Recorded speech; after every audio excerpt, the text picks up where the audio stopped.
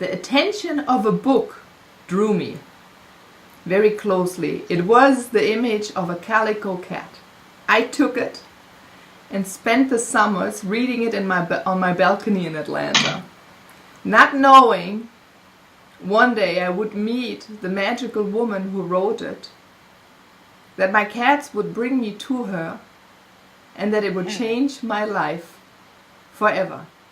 It brought me onto the walk of a shaman.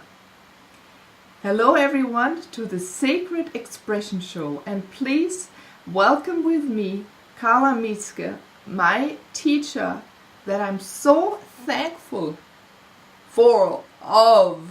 that I embrace in this moment, because she helped me to remember what I am.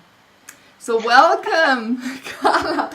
Thank you for taking the time to coming onto the show. Oh, thank you, Meilin. It's such a beautiful thing.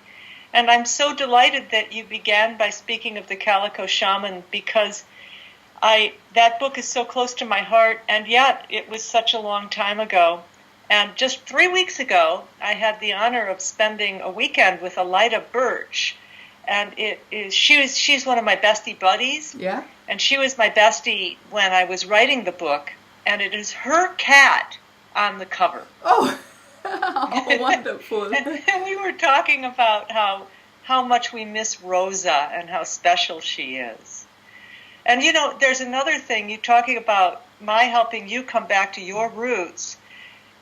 Only once in a blue moon do I ever hear anyone pronounce my last name correctly. Oh. Because here in America, people call it Meeske, or, you know, God knows what. But Meeske, no one ever says that. And thank you, I'm so honored. That's my German touch. Yes. Well, it's a German name, so thank you. Yes, and so much is coming together, everyone. Carla really hasn't been part in much of my life in the recent years, but I hope now in the next minutes we speak together, you'll learn more about this wonderful woman and how she imprinted me, and that many things, Carla, that I learned from you are experienced, I should say, because you were very experiential, brought out my gifts, and the more I look back, the more clearer it becomes. Yeah? Yes. Yeah. Experiential is the key word there. Yeah. And that's the whole secret, is that somebody like me is an advertisement for the spirits. I'm an advertisement that your spirits are using to reconnect you with them. I'm nothing but a billboard for the spirits. Oh, and you're so much you saw more. the sign and you said, oh, I think I will go have a conversation with the spirits who protect me and guide me and my ancestors. And then my job is simply to facilitate your reconnection with your spirits. That's it. Yeah, true. We have it, there's a feeling inside. I think that's, for me, always, Carla, my body is being moved. As I said, I remember walking, it was the first time I was in an esoteric bookstore. It was in Atlanta.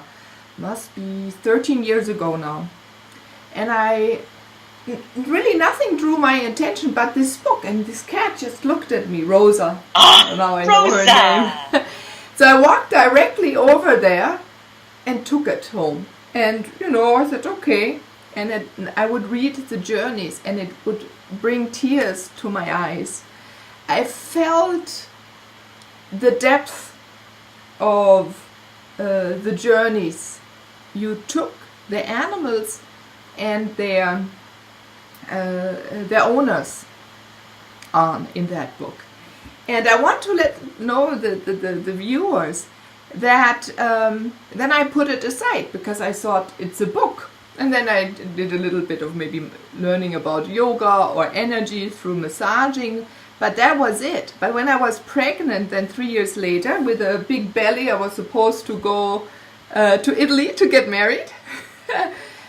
I, for the first time, heard my cat, Pepelina, who was at that time 17, say to me that when I'm on my honeymoon or way to Italy, she would die. It shook me. It really shook me to my heart. This cat has lived with me in that time at 5 different countries. So I said, what do I do now? And then in evening, as I walked out of the room, because the book was not facing, but again, my hand went right for that book, and I pulled it up, and I looked up the number, and I called you. And so you also had right away time. So that was Friday, I remember. Tuesday, Wednesday I left. Tuesday I spoke with you. You put me on like now 8 o'clock schedule for you. And Pepelina then told me that she's leaving, that she would wait for me. And at that time to come back, and she did.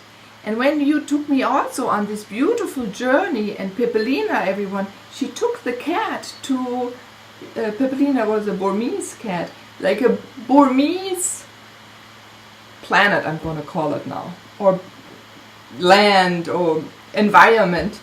Oh, I remember that. Yes. That was amazing. Yes. And that was one of my first journeys into the tribes. Ah, see?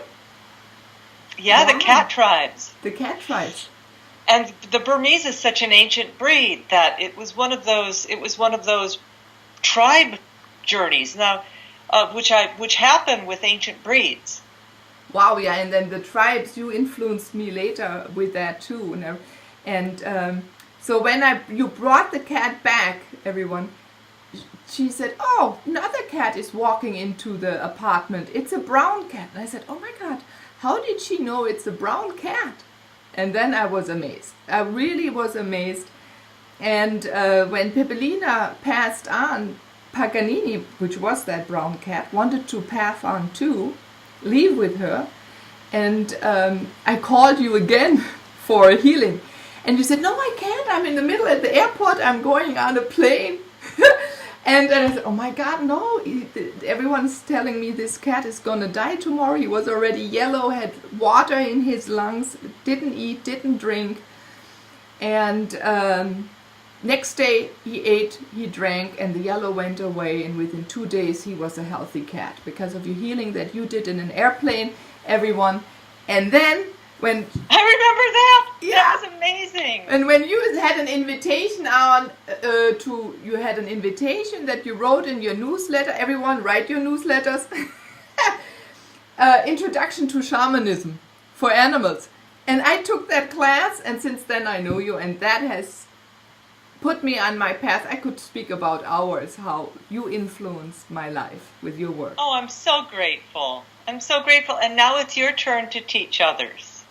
Yes, many. And do you know what is so fascinating, Carla, is that through you, because you had the first time I this long distance over telephone teaching was again for me very important, or of importance, because I'm not such a viewer. I'm more a feeler, and more cognitive.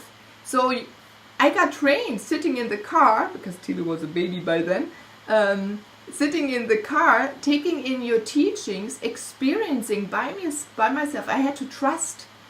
And you always had this beautiful enveloping way to make me feel comfortable. And I think everyone who was in the group as well. And or when I experienced a being, what was it? I felt like all my hands would get bigger, not knowing at that time that I'm a physical channel. Yeah, all these things, and that my first language that I spoke was I call it slithering now after Harry Potter. At that time there was no Harry Potter, but it was the language of a snake. Sitting at home at night, practicing, and the snake sounds came. And many years later now, I use these sounds. And this is what moves me, what makes me happy. And so I had to tell you all these things before, so you can see how how interconnected, how woven we are, even though you're in Arizona, I'm now in Germany, but there was always this ongoing, it's this spiral dance, right? Right. And we're dancing this together, and it's interwoven, and you develop so many things and let me participate in so many moments were so true and so like a prophetic, like a prophet would say something, or the journey, and they all became true. This is the most amazing thing. So I needed to get this off my chest to to so you can feel my happiness, the happiness so you brought to my glad. life. You know, it's lovely that you're bringing this up and you're reminding me of it, because you may not know, but I gave up teaching a couple of years ago. Oh, okay. And my whole shamanic training program, I just set it aside. And I had a couple reasons for it. Mostly it was due to a car wreck that pretty much wiped me out. I had a big rollover drama car wreck, and I was too exhausted and too discombobulated to teach for quite some time. And when it was time when I was able to come back and I had the energy to come back, I didn't really have the drive. I just kind of felt lazy. I'm just saying, I just felt a little lazy. So I came up with all sorts of excuses to hide my laziness, like, oh, it's time for me to move on, and blah, blah, blah. But mostly it was lazy. I'm just saying, honest. But it's such a gift for you to remind me how important and how valuable those classes were.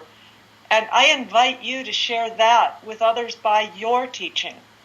Oh, I quote you doing often. This. Yes, I speak about these experiences on my radio show, or when I have clients. So I do that because it's so profound, and the magnitude and the you said so many things. I remember you said one day, oh, Meilin, one day you work with sacred geometry. And this is what that's a good one. Now this is driving me.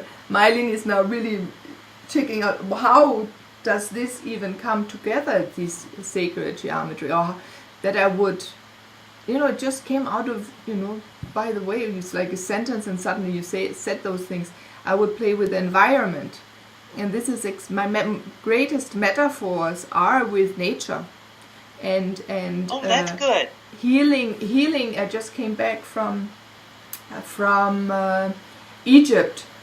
So when I did even the spiral dance in the ocean, and I know it was a co-creation, exchange of wisdom with the water and with the coral, the sand below, and even the ancient lands. So it's beautiful. Yeah. So the spiral dance is really, really important. And there's so many things you just said that I'd like to speak to. Please. Where my work has gone recently is to work more directly with the she, the fairy beings. The she being Sidhe, the Celtic spelling for the fairy world. And these beings are not quite like our upper and lower world teachers. They're middle world-ish. They're more immediate. It's a realm that we're so familiar with, and that we're working with when we're working in our shamanic way with the upper and lower world. But we may be working with them because they're entering into those worlds in order to connect with us. For us to directly go into the land of the fairies and to work with them directly is an all new level for me. And that's what I've been doing for the last couple of years. The spiral, this whole spiral dance, the upper world spiral, the lower world spiral, the middle world, that whole thing, that spiral in time is fairy work. 100% fairy work. And now I'm working directly with those teachers who gave that to me. And the latest level of it is understanding how important trees are. Mm-hmm. So, for example, you may remember ecosystem work when we were doing that journey where we were taking a client and presenting them to the spirits and asking what ecosystem would be the healing ecosystem for that client. Yeah. And then we're shown a gateway through into that ecosystem, and we take the client with us, and the client then merges into some aspect of that ecosystem. So if it's a beautiful marsh, maybe the client becomes the foam on the water, or the client becomes the beautiful plant coming out of the marsh. And then we get to see what changes with that aspect of the ecosystem. As the ecosystem goes through a cycle or two, how does that element change and evolve? And that is the healing for the client. Mm-hmm. So that's what I taught in ecosystem journeying. But now it's more direct. It's all about trees. And so yesterday I did a journey for a client, and this is every time I journey, the teachers teach me more. But this is what they taught in yesterday's journey. That this person, I was shown her life as a tree, a mangrove-style tree with roots that go down into the water, and the water was polluted. So the tree was living in polluted land. Her life was polluted. Mm-hmm. And for her to evolve and change, she needed to uproot from her world, from the people and the trauma that was constantly feeding her roots. It was family drama. She was in family drama. And so the spirit said, you don't need to do this. We're going to do this for you because you requested it. And they put this separation under the roots. Like you can imagine this big machine that comes in and lifts up the root ball of a tree to transplant it, those big... They did this with this gorgeous energy and made the root ball and cleansed it, and then went through the how, which is the portal into the land of the she, and they took this tree and the forest of the trees that it really belonged in, the correct ecosystem for her, filled around this tree and welcomed her home. It was just to remember it. It's like being in this lovely, like standing in a grand forest where you know that you belong and it's ancient wisdom, and when you're there, you resonate with the heart and breath of earth. This is what it was for her, and it was resonating with the heart and breath of her true ancestors in the fairy world. And that tree, she then rerouted into that land, and her roots interwove with the roots of those trees, as roots do, through the magic of mycelium, but that's another story. And she felt all of it, and her world is now different. And so there's something about the tree, about how the tree shows us who we are in this state and what we can become in our healed state in reconnection with our true tribe. Wow. So that's what I'm working on now. That's what I'm doing now. Yeah. I should teach a master class on that. Yes, it's so exciting. Should. I will. Now you've got me inspired. I'll call for a master class. Yeah, because I even remember in one of your master classes, it was... And I have lost our feed. And there was a moment where... we lost each other, didn't we?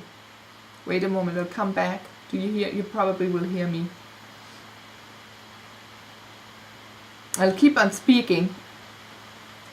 It is... now there you are again. I'll cut it out. Yes.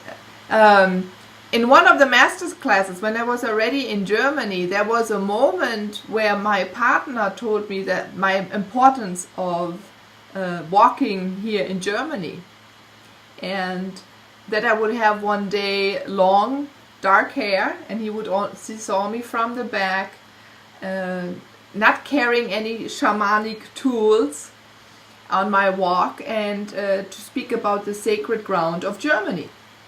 Oh. Now, for me at that time, I didn't know what it was. First of all, I had blonde short hair, and now look, I have my dark blonde, but I carry it as is in the back sometimes, like he said.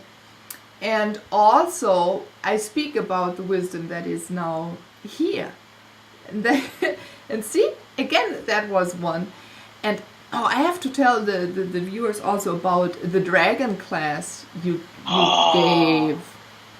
Because just as I was speaking about in Egypt, I have one crystal from your class that I got. It's a dragon crystal with a dragon energy, and then the energy of the shamans that I work with here, or we have a council here in Germany, and brought it to Egypt. And this crystal created a reunification. I noticed I in a spiral, I gave it as a dispatcho into the ocean, and it sunk down, and on the bottom I drew a water symbol, the crystal water symbol on it, and then it sunk, and I danced a spiral to put the pressure on the tip of that so it would dig itself into the sand.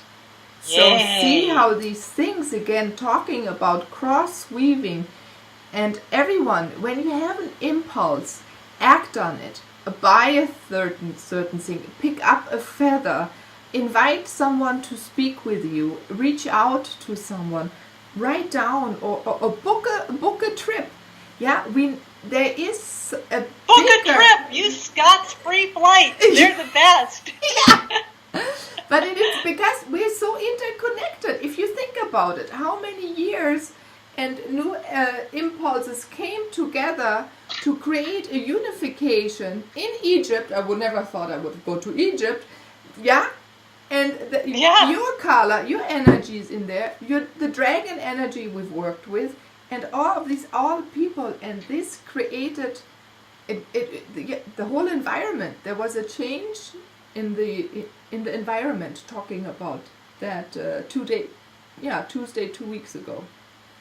It's amazing what it is amazing, and it is so important right now. Yes. Because the world is in such we're standing on a ledge, and we need to do this work. We need to do this work in a big way. We need to do this work. Yeah. At Bumblebee, or my retreat at Bumblebee 2 weeks ago. Next year you've got to come. Okay. Scott's Cheap Flights. Yeah. Yeah, you can get if you look on. This is an advertisement for Scott's Cheap Flights. I don't even know who this guy is, but let me tell you, I have just booked a ticket, $425 round trip, LAX to Milan for October to go see my stepsister. Wonderful. Scott's Cheap Flights. Yeah. You're doing a good job at advertising. I don't even know who the You got the right voice. You got the right voice, but he'll be happy one day. In any case, at Bumblebee last 3 weeks ago, we had a really strong circle. 4 people who have been part of my circle since the beginning. I think it's 8 years there now. Mm-hmm. Two people from my old circle in Eugene, which I've been working with now for 25 years.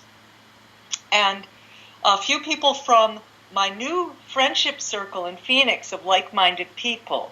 And so we all wove together these 3 distinct aspects of my life. It was so sweet. We came together and we worked with the fairies and the compassionate beings on the land in Bumblebee. Now, we've been doing this for a long time.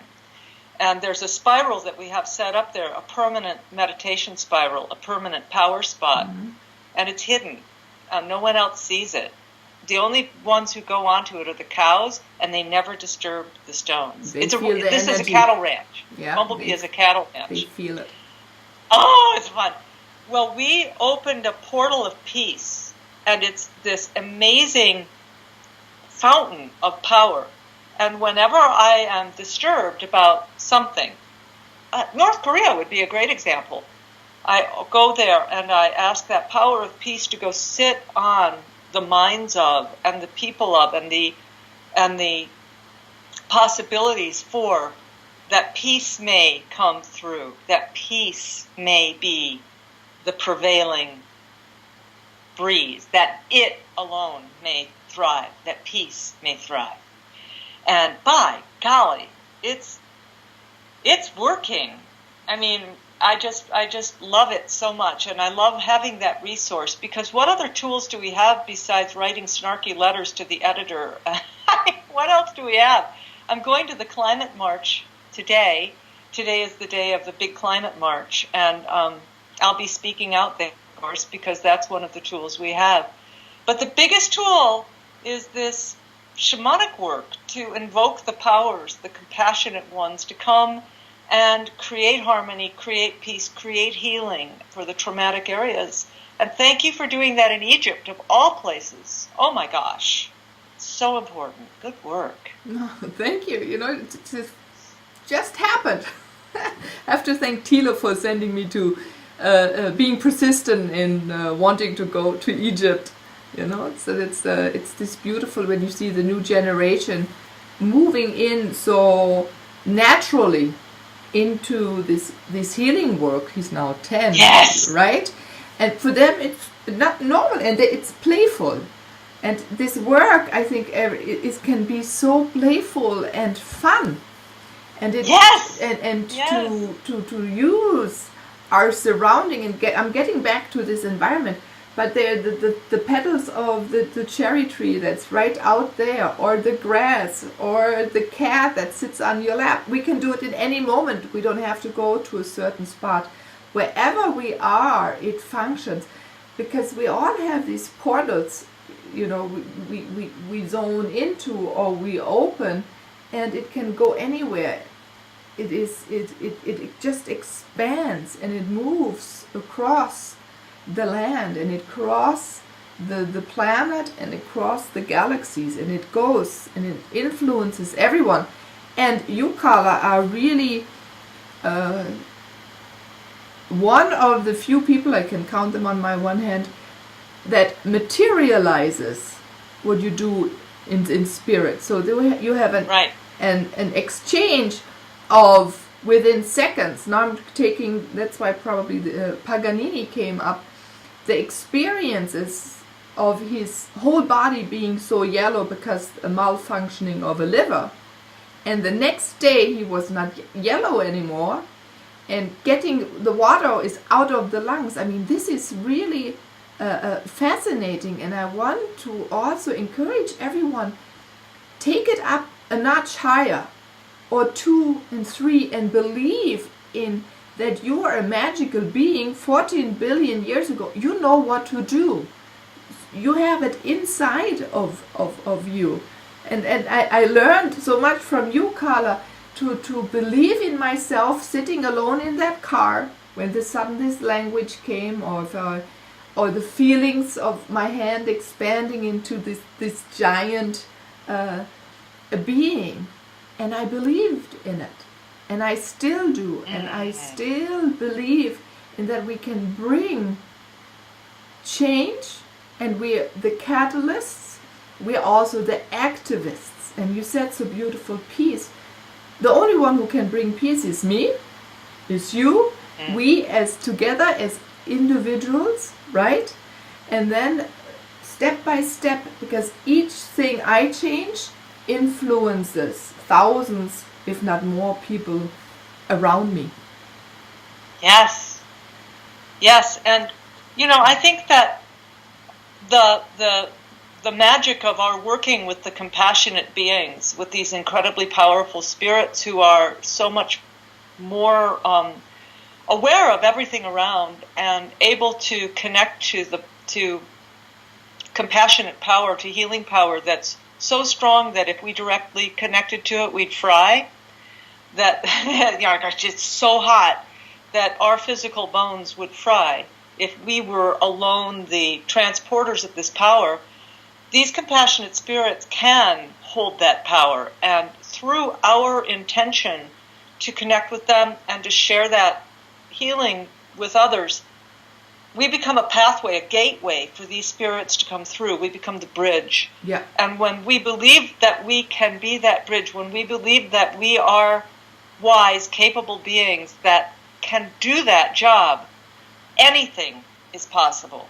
Anything. Because we're just opening up the pathway for miracle to come through and holding the space for that miracle to flow. And that's all I do. I mean, that's what I do. That's it. Yeah. And sometimes miracle won't flow. Sometimes that's not in the best interest of. Who am I to say? I just ask for it. Yeah, and who am I to say whether they should or shouldn't have a miracle? My gosh, Am I? No. All my job is to ask. Yeah. That's it. Yeah, and my but job it is is to hard ask. for people to ask. So I invite, open up your heart, open up to your surrounding, and invite them in. Invite everything in. If it's people, nature, animals, yeah? Yeah. And they'll support you in asking because they're there. And we're so taught not to ask, to prove that we are it, right? But we don't have to prove anymore. We can just come together and support each other, because the support together we lift each other up. And even higher than we can go alone. And we can go Yes. Working in group is very important. And I love that with the internet, it's easier for us now. Well, remember in your classes, all we could do was telephone. We couldn't have done video. Yeah. But now we can use Skype or Zoom or whatever these conferences are, and everybody's little faces can be on the screen. So instead of just being a voice, the person has a face. Yeah. And it's monumentally more powerful. Yeah, we can read, we can immerse. It is like we come together and we join into each other. It's like our particles even do this spiral dance. When we see each other, or if we feel each other, it doesn't matter. We come together and play this way. Do you remember when we did the spirit canoe? Yes, I do, very much so. That's a really important ceremony. For those of you who don't know what the spirit canoe is, it's a ceremony where a group of shamanic healers will sit in a canoe, or in the formation of a canoe, with one person at the bow and one person at the stern and the rest around the sides. And in the center lies the person who is receiving the healing, who needs the healing. And we journey to retrieve the soul of that person. That person, in the way the ceremony was formed by the North Coast natives, it's to retrieve the soul of a person who's dying. It's a miracle gathering to bring back the soul into the body, so the body may actually make a choice to heal. Because the immune system, so often, death is the immune system unable to solve the problem. Not always, of course. If you've been stabbed by something and you're bleeding out, your immune system can't fix that. But so disease is often a function of the immune system not being able to solve the problem. And so a miracle can happen when the immune system learns how to figure it out. In modern biology now, we're creating genetic medicine where we'll send a signal into a gene to remind the immune system how to solve the problem, and therefore cancers are eradicated. This is both miraculous and sensible.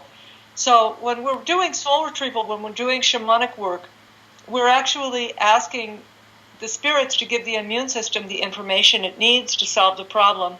We're extracting the energy of the problem, and we are replacing that with the soul of the person or of the animal that has stepped aside. Death is probably a process where your soul leaves piece by piece until the final part goes out and joins, and then they go on. And soul loss is something that happens to us throughout our lifetimes. And the more soul loss that accumulates, the less core power we have, and the weaker our system becomes, and the more apt we are to fail at something like trying to figure out how to overcome a disease. Mm-hmm. You can see how this goes on and on. So to retrieve soul and put that back into a person is to restore their core functionality. And the Spirit Canoe, we do this. And why it's so cool, why I'm bringing this up, is because we do this in my classes. We do this over the phone. And we're doing it in a journey where we're all journeying together, but each of our experiences is unique. So the person in the front is in charge of seeing where the canoe is going and making sure that the soul part is retrieved. The people on the sides are in charge of powering the canoe along with their paddles and protecting against any intruding beings from trying to stop the progress of the canoe, and finding out any ancillary information which will be helpful to the person when we get back. And the person in the back is the drum that powers the canoe forward. So we go out, and everyone is journeying, and all you hear is the drum, until the person at the front calls, turn the canoe around. And that's because they have completed the job of retrieving the core soul. So then we turn the canoe around, and the person at the front says, we're back. And that's it. And then we blow soul part into the person, and each of us reports. And in those journeys where you're in Germany and so-and-so is in Australia, someone else is in Singapore, we've got people from all over the U.S., sometimes in Canada, we're all over the world. We are journeying as one, and our experiences reinforce one another, and we all can see where that wave came up, and do you remember that mountain, and what about that big thing you saw, and do you then we see the same, we have the same experience, and we report it back as a complete whole. And the person in the canoe gets healed. Yeah. Yes. This is it. To me, it's that we can journey together in the same room is amazing. That we can do it as a unit around the world at the same time is amazing. wow. And so it's true. If we're all holding this intention of peace, if we're holding this intention of clarity, and we're asking the spirits to come through us through that intention, where we ask to be a channel and a bridge, that's, I think, is so important. To remember to be a channel, to be a bridge to the compassionate ones to come through and make that energy explode outward. That's it. That's the key. Yeah, it's this one voice, this one mind, this one sound, yeah, and I also this is experiencing this once, and I think that's what made me believe so much in myself and in also others. Really, I remember that we saw the same, and we were not in the same room. Yes. This is an experience where he said no. Yeah, it's not like you think, oh, the energy of my next door person sitting next to me influenced me. Can't. It's so such far apart. And you never doubt anything after experiences like this. No, Again, you don't. Ever. No, you realize the phenomena stands. And it's what amazes me about this work when we are doing this and we can see it and we can quantify it actually.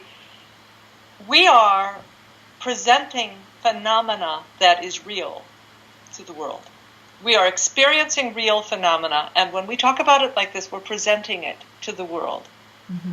Mm-hmm. I mean, would you believe in tornadoes if you'd never experienced one? Of course you would. You've heard a million people talk about tornadoes. You've seen tornadoes on the television. Tornadoes are real, even though you may not have experienced it.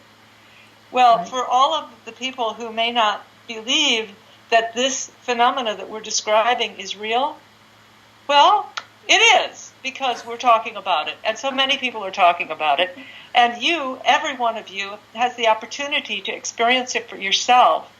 You have the opportunity to trust your own ability to perceive, and therefore recognize the truth of this phenomena. And then you can figure out what you want to figure out about how probabilities work and how the world works. You'll never see the world the same. Wow, beautiful words, beautiful words. If you want to hear more, if you want to get in contact with Carla, look up spirithealer.com and you'll learn so much about her. If you want to help or support or want to communicate with your animal, she is the one to go to. Talking about the one. You've heard this connection. And Carla, I would love to take that even further, to invite you and the viewers to come back at a later point as a Q&A show, because you have so much to bring, and it is an opportunity for people to experience firsthand your work. So I would be honored. Yes, wonderful. That would be fun, and it will be fun, and it is going to create momentum. I feel that already. So something exciting is arriving for that. It's going to come. So thanks for your time, and you're off to your march now. And I love that you took a moment, and we have more to speak more about peace, because that's a mutual interest we have. And everyone, feel free to write Carla or to call her. She's such a free spirit and open and educational. She's a teacher from her heart. You just saw she stopped, but I think now going out into the world again in an even more, I would say, intense, in a way more potent way than ever before. I think it's going to be very different. I probably will never teach my shamanic intro to, that the training series you went through. It'll be unlikely that I'll teach it again in the near future. But I am definitely exploring new work with the with the fairies. I'm going to Ireland this summer. Ooh. Yay! And Scotland. Yes. It's going to be a whole lot of fun. My mother's side is from the British Isles. And my father's side is half German and probably half from the British Isles, because a lot of Brits came over and made hay with the Germans and moved in over the centuries. So I think my DNA, when you do the DNA test, I'm probably 25% German and 75% from the British Isles. So that you're going to have a lot of fun, and so I hope we connect before that. And if you go then there, it is and what is coming in Scotland. It's this time also. It's this wisdom is rising out. It is even more easier for us to pick it up, to sense it. There is a whole movement, and there's a major line. Yes, there's a lot about the she. For us Germans, who there is a big connection to the Celtic, because so many of the Celts also live here in Germany. Yes. That's a whole new show. We can talk for hours about this, and this will be. Then it goes back to again how we are coming together in a whole new way. I think we were also separated, put into parts as individuals, but also into individuals, countries, or in Palazzo land. And this is dissolving. To come to the peace you're speaking about, Carla, that you're creating, and that you started to put the point in for the impulse to move, is to see how intertwined we are, interwoven, and how we dance together, and that all cultures we have a similar input, and that we're going to see it from all different directions. And as we see that, and we learn more about ourselves, I think a lot of people are looking for themselves, what they are missing. In German we have the same word, Sehnsucht. So I think by this exchange that is happening, people won't have this longing that from deep inside, and it'll dissolve and it gets filled, because we get creating this togetherness or this oneness by learning from each other and our ancient lands. So that's an exciting time. Thank you, darling. It was really an honor to see you and to speak with you, and I just cherish that you've asked me to join you on your show. Thank you. Thank you very much for coming, and thank you very much everyone for watching the Sacred Expression Show. This is Meilin. Until next time, bye bye.